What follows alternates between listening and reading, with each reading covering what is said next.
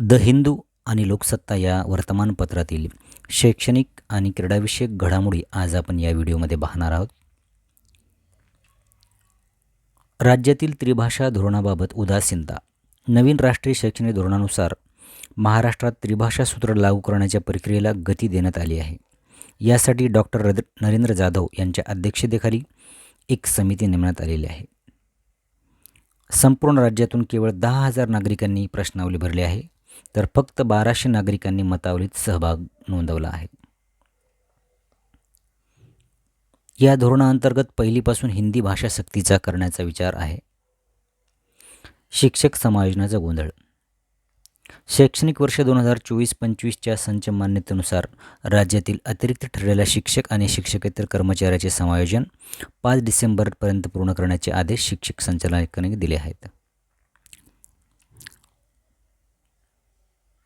दिल्लीत नर्सरी प्रवेश प्रक्रिया सुरू झाली आहे आणि याकरिता शिक्षण विभागाने कडक पावले उचलली आहेत. जनगणनेसाठी शिक्षकांचा वापर आणि डिजिटल आवाहन. भारतात होणाऱ्या आगामी जनगणनेसाठी प्रीटेस्ट म्हणजे रंगीत तालीम सुरू झाली आहे. यासाठी मोठ्या प्रमाणावर शिक्षकांची, विशेषतः महिला शिक्षक प्रगणकांची नेमणूक करण्यात आली आहे. ही भारतातील पहिली डिजिटल जनगणना असणार आहे.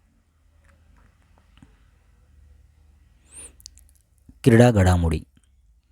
अंडर-19 एशिया कपमध्ये आयुष म्हात्रे यांच्याकडे संघाचे कर्णधारपद सोपवण्यात आले आहे. विशेष म्हणजे यामध्ये 14 वर्षीय वैभव सूर्यवंशी यालाही संधी देण्यात आली आहे. बॅडमिंटनमध्ये संमिश्र यश. लखनौ येथे सुरू असलेल्या सय्यद मोदी इंडिया इंटरनॅशनल स्पर्धेत भारताचा अनुभवी खेळाडू किदांबी श्रीकांत याने अंतिम फेरीत धडक मारली आहे. त्याने सहकारी मिथुन मंजुनाथचा पराभव केला आहे. महिला प्रीमियर लीगच्या आगामी हंगामाचे वेळापत्रक आणि लिलावाचे विश्लेषण प्रसिद्ध झाले आहे. ही स्पर्धा 9 जानेवारी ते 5 फेब्रुवारी 2026 दरम्यान नवी मुंबई आणि वडोदरा येथे होणार आहे. या लिलावात भारताची अष्टपैलू खेळाडू दीप्ती शर्मा सर्वात महागडी ठरलेली आहे. इतर महत्त्वाचे जनरल नॉलेज.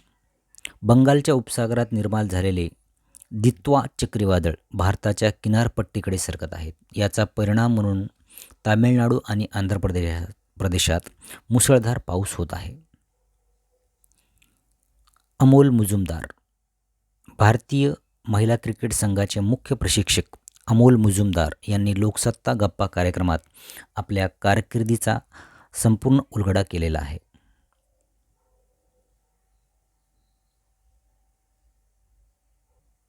यासोबतच आजच्या या प्रमुख घडामोडी संपलेल्या आहेत. धन्यवाद.